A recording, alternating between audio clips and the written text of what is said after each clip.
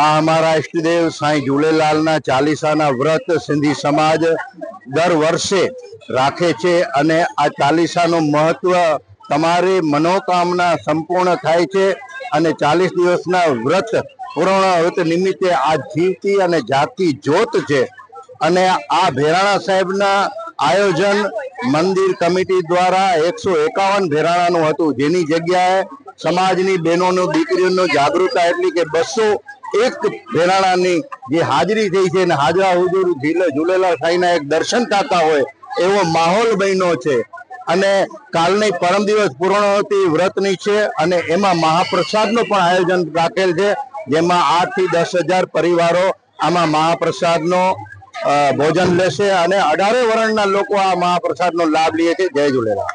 પ્રિય આસવાણી, આજે અમારે છે ને 108 ભેરાણા હતા, પણ અમારે હવે 201 ભેરાણા થઈ ગયા છે। અમે અમારા લીલાસાથી રેલી કાઢીને અમે બેનવાજા સાથે ઝૂલેલાલ મંદિરમાં આવ્યા છીએ।